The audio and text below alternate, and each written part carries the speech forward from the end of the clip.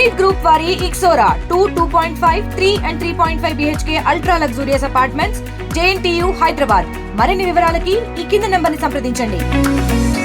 అందరికీ నమస్కారం. ఈ పత్రికే సమావేశంలో పాల్గొన్న గౌరవ శాసనసభ్యులు సోదరులు ఎంఎస్ రాజు గారికి, అలాగే మాజీ శాసనమండలి సభ్యులు తిప్పేస్వామి గారికి, తెలుగుదేశం పార్టీ నాయకులకు, కార్యకర్తలకు ప్రతి ఒక్కరికి ధన్యవాదాలు. ఈరోజు చాలా సంతోషంగా ఉంది. కూటమి ప్రభుత్వం ఏర్పాటైన తర్వాత గౌరవ ముఖ్యమంత్రి చంద్రబాబు నాయుడు గారి నాయకత్వంలో రాష్ట్రంలో ఎన్నో అభివృద్ధి కార్యక్రమాలు చేపడుతున్నాం. దానిలో భాగంగా ఈరోజు మడకశిర నియోజకవర్గంలో నా డిపార్ట్మెంట్, అలాగే నా శాఖాపరమైన క్రీడలకు సంబంధించి గత ప్రభుత్వాల్లో చేయలేని పనిని చేసి చూపించి ఈరోజు ఇండోర్ స్టేడియంని ఇక్కడ ప్రారంభించుకోవడం జరుగుతూ ఉంది. అలాగే ఆర్టీసీకి సంబంధించి కొత్త ఆర్టీసీ బస్సులు, అలాగే డిపోను కూడా ప్రక్షాళన చేసి ఈ ప్రభుత్వం వచ్చిన తర్వాత ఆర్టీసీని మరొక్కసారి గాడిలో పెట్టే విధంగా చర్యలు తీసుకుంటున్నాం.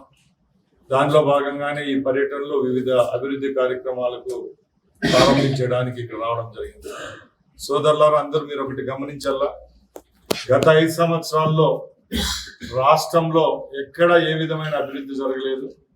కేవలం సంక్షేమం అని చెప్పి సంక్షేమం కూడా ఇవ్వలేని పరిస్థితిలో ఆ ముఖ్యమంత్రి ఉంటే, ఈరోజు గడిచిన 10 నెలల్లోనే రాష్ట్రంలో ప్రతి ఒక్కరికి పునర్జీవం పోసి అన్ని డిపార్ట్మెంట్లను మరొక్కసారి గాడిపైకి తెచ్చిన ఘనత ముఖ్యమంత్రి చంద్రబాబు నాయుడు గారికి దక్కుతుంది.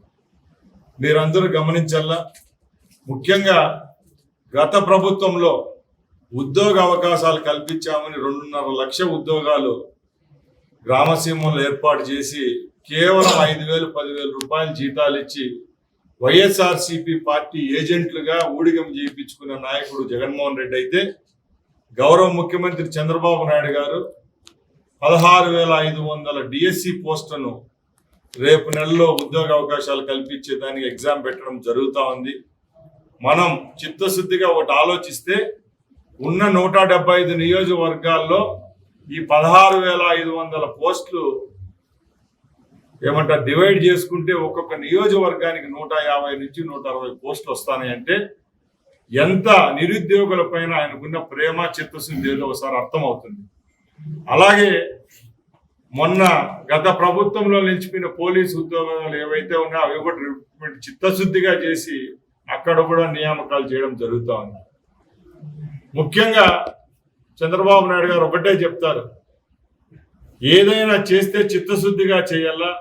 మనల్ని నమ్మిన ప్రజల కోసం 4వసారి అవకాశం ఎక్కడ భారతదేశంలో ఏ రాష్ట్రానికి దక్కని గౌరవం ఈ పార్టీలలో కూటమి ప్రభుత్వానికి దక్కింది.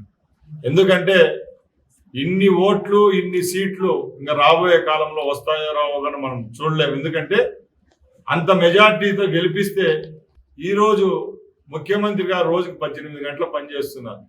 మీరందరూ గమనిస్తున్నారు.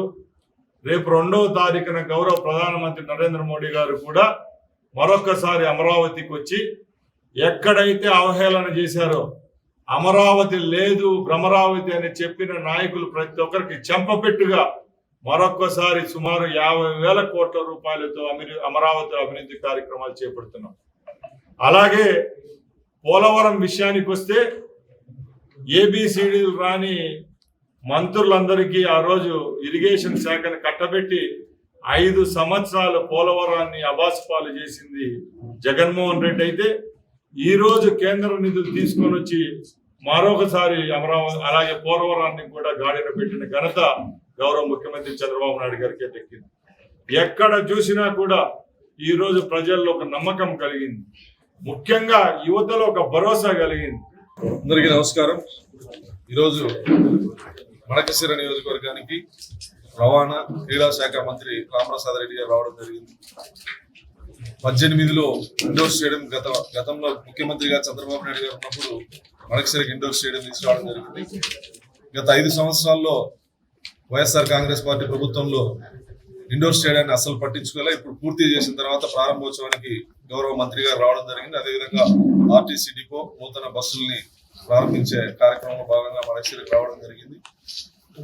అదేవిధంగా మడకశిరకి నిన్నటి రోజు వచ్చినటువంటి జియో సోలార్ ప్రాజెక్టుకి సంబంధించి 7,200 కోట్ల బడ్జెట్ కానీ, పరిశ్రమలు కానీ, అదేవిధంగా డిఫెన్స్ సంబంధించిన పరిశ్రమ కానీ, ఇవన్నీ మడకశిర నియోజకవర్గానికి రాబోతున్న సందర్భంలో గౌరవ మంత్రి గారు మడకశిర నియోజకవర్గానికి రావడం, ఆయన శాఖ నుంచి మడకశిరకు కావాల్సినటువంటి బస్సులు ఏర్పాటు చేస్తానని చెప్పి హామీ ఇవ్వడం, అదేవిధంగా డిపో గత కొన్ని సంవత్సరాల నుంచి అది అధ్వాన స్థితిలో ఉన్నటువంటి పరిస్థితుల్లో ఈరోజు మంత్రి గారు అక్కడ పర్యటించి ఆర్టీసీ డిపో కావాల్సినటువంటి మౌలిక వసతులు కావచ్చు ఇవన్నీ ఏర్పాటు చేయాలని చెప్పేసి విన్నవించడం జరిగింది. అదేవిధంగా ఆర్డిటి వారి ఆధ్వర్యంలో ఫుట్బాల్ కి సంబంధించి, కబడ్డీకి సంబంధించి నేషనల్ లెవెల్ స్టేడియం ఇక్కడ ఏర్పాటు చేస్తా ఉన్నారు. దానికి సంబంధించి నిర్మాణం దశ పూర్తి చేసుకునే సందర్భంలో దాన్ని కూడా సందర్శించేటువంటి పరిస్థితి. అందులో భాగంగానే అదే రోడ్డు మార్గాన